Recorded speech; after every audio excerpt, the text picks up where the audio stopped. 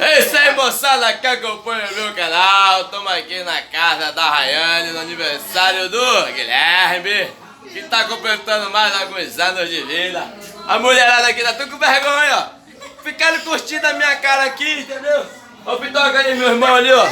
Gente fina, bombadão, bombadão, bombadão ali, é bombado ali, ó. Olha a cara, ó, a cara tá virando roxo. Ou não. Ei, tava tomando um cristal, tá aí pra agora, tô de skin, rapaz. É nóis. Ei, tio Assis, beijo pro senhor, tá bom, tio Assis? Tamo junto. Não quer discutir, compartilhar e apoiar meu canal aí, essa porra mesmo. Ei, mas continua, vou começar. Aí.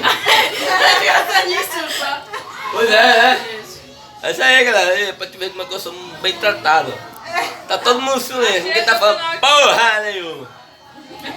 Todo dia um vídeo diferente aqui lá. já. Aqui, ó, no quarto da minha irmã aqui.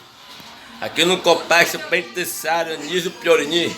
Repreende, Tá, não aqui é o condomínio Piorini, olha aqui, ó. Ei, ela tem um negócio aqui, ó. Uma lâmpada de maquiagem, entendeu? Aquele jeito. É o camarim, não, É o camarim.